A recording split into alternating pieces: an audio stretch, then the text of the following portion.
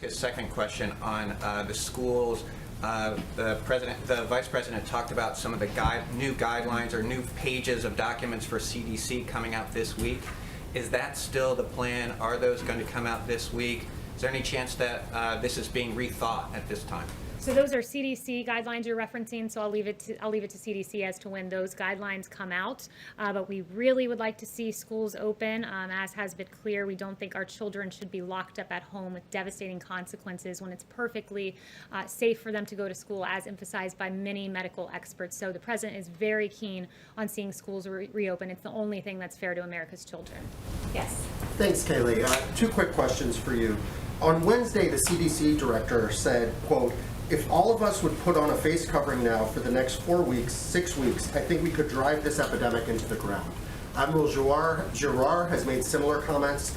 The CDC director called it our, quote, major defense. I'm wondering if the president would consider at any point a nationwide mask mandate.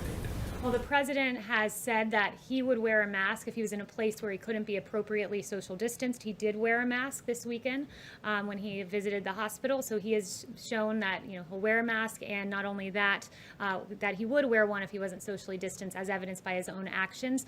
We leave it to localities to make the decisions with regard to face coverings, and the CDC guidelines remain the same today, recommended but not required. Well, you talked about earlier with school districts, but we're seeing more school districts, at least in Virginia, for example, last night, deciding to go online only. What does the president say to parents out there who are now going, okay, what do I do with my kids? Yeah, the president has said unmistakably that he wants schools to open, and I was just in the Oval talking to him about that. And when he says open, he means open and full, kids being able to attend each and every day at their school. The science should not stand in the way of this. And as Dr. Scott Atlas said, I thought this was a good quote. Of course we can do it. Everyone else in the Western world, our peer nations, are doing it. We are the outlier here.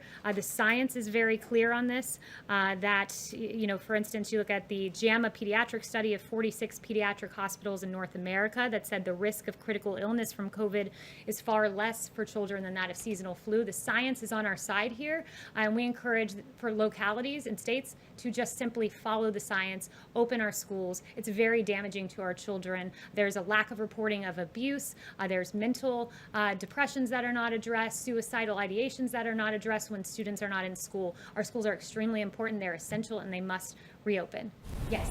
Thanks, Kayleigh. The U.S., Canada, and the U.K. today accused Russia of trying to hack coronavirus research, vaccine research. I was wondering if the president has a response to Russia to that.